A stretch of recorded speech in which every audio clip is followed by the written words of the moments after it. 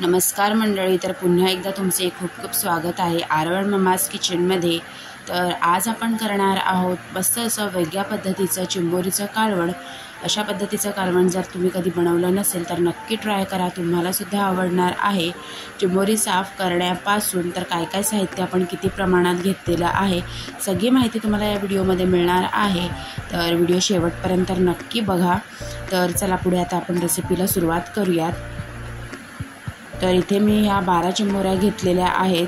तर ह्या जिवंत चिंबोऱ्या आहेत। आता आपल्याला ह्याला तोडायच्या आहेत, म्हणजे साफ करून घ्यायच्या आहेत। तर कशा साफ करायच्या तर त्या तुम्हाला इथे बघायला मिळणारच आहे। तुम्ही इथे बघू शकता दोन्ही साईडचे जे फांगडे आहेत त्या अशा प्रकारे काढून घ्यायच्या आहेत आणि सगळ्या नंग्या वगैरे आहेत त्या तोडून घ्यायच्या आहेत।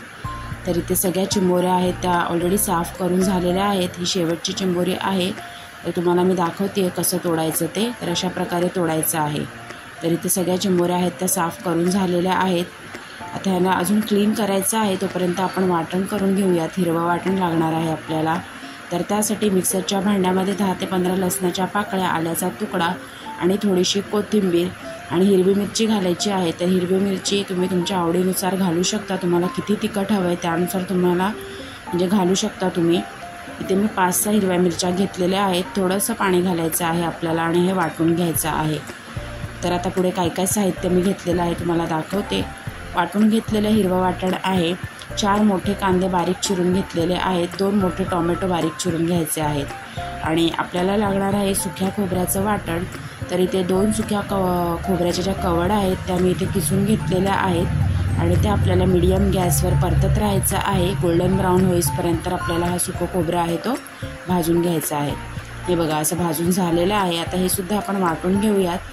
तर वाटताना त्यामध्ये आपल्याला पुन्हा 5-6 लसणाच्या पाकळ्या, कोथिंबीर आणि आल्याचा तुकडा घालून थोडंसं पाणी घालून हे वाटून घ्यायचं आहे। जास्त पाणी नाही घालायचं आहे, किंचित पाणी घालायचं आहे, जसं लागेल तसं घालायचं आहे। तर हे बघा अशा प्रकारे ते वाटून झालेलं आहे आणि आता आपण करणार आहोत फोडणी। तर फोडणीकरिता पातेल्यामध्ये मी 4 मोठे चमचे तेल घेतलेलं आहे। आपली क्वांटिटी थोडी जास्त आहे चिंबोऱ्यांची, म्हणून तेल थोडं जास्तच लागणार आहे।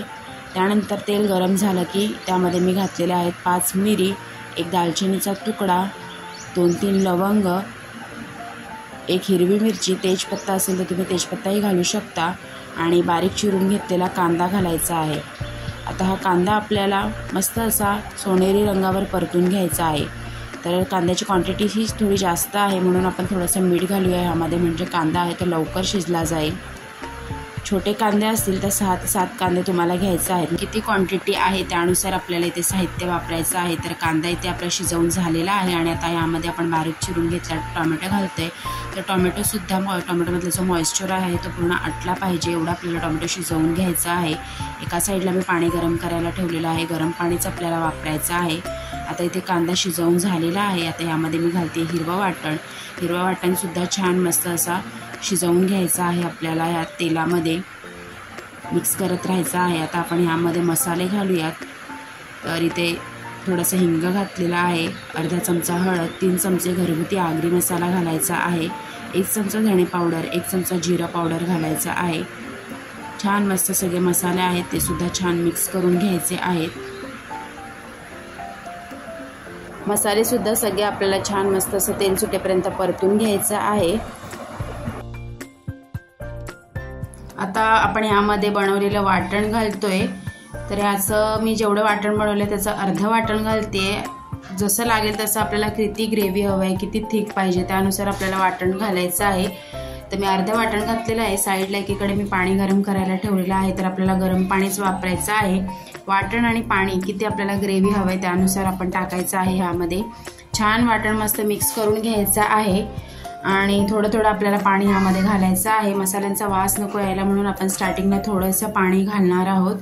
थोडंसं पाणी घातल्यानंतर पुन्हा आपल्याला पूर्ण ड्राय करायची आहे ही ग्रेव्ही, तेल सुटून द्यायचं आहे छान मस्त असं। तर तुम्ही ते बघू शकता आपण जेवढं पाणी घातलेलं होतं पूर्ण ड्राय झालेलं आहे आणि तेलसुद्धा सुटलेलं आहे। आता तुम्हाला जेवढं पाणी यामध्ये घालायचं आहे तेवढं घालायचं आहे। तर इथे मी तुम्हाला जो पातेला दाखवलं होतं ते मी 2दा अर्धा अर्धा करून घातलेला आहे। आता ह्याला आपल्याला छान मस्त उकळी काढून घ्यायची आहे। ह्याला उकळी येते तोपर्यंत आपण चिंबोऱ्या आहेत ते क्लीन करून घेणार आहोत।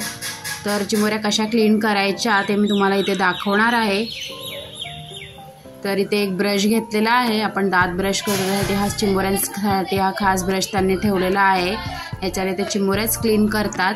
तर अशा प्रकारे मस्त पूर्ण काय चिकटपणा वगैरे असेल तर निघून जाईल आणि अशा प्रकारे चिंबोऱ्या साफ करून घेतल्या आणि जिवंतच एक एक करून सगळ्या चिंबोऱ्या आपल्याला जो आपण ग्रेव्ही बनवली होती त्यामध्ये सोडायच्या आहेत। फांगडे वगैरे सगळं क्लीन करून त्यामध्ये घालायचं आहे आणि तुम्ही ते बघू शकता सगळ्या चिंबोऱ्या आहेत त्या क्लीन करून यामध्ये घातलेल्या आहेत आणि उकळी सुद्धा आलेली आहे। आता आपल्याला ह्यावर झाकण ठेवून एक अर्धा तासासाठी शिजवून घ्यायचं आहे फास्ट गॅसवर। तर ह्यावर आता आपण झाकण ठेवूयात, अर्धवट झाकण ठेवायचं आहे आपल्याला ह्यावर। तर आता आपण ह्यावर ठेवूयात झाकण आणि अर्ध्या तासासाठी फास्ट गॅसवर आपल्याला शिजवून घ्यायचं आहे। अर्धा तासानंतर यामध्ये आपण काहीतरी आंबट टाकू शकतो, तुमच्याकडे चिंच असेल तर चिंचही टाकू शकता किंवा कोकमचं गाळही टाकू शकता। तर मी ह्यामध्ये 2 टेबलस्पून कोकमचं गाळ घालतेय,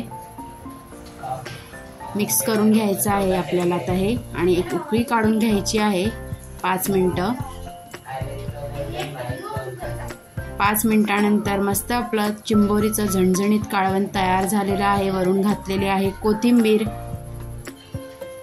तर कसं वाटलं तुम्हाला ही रेसिपी नवीन पद्धतीची नक्की कमेंट करून सांगा।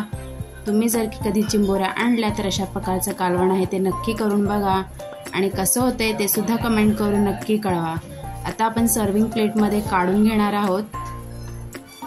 तर फ्रायडे स्पेशल आम्ही बनवलं होतं चिंबोरीचं कालवण, ते एका प्लेटमध्ये काढून घेऊयात।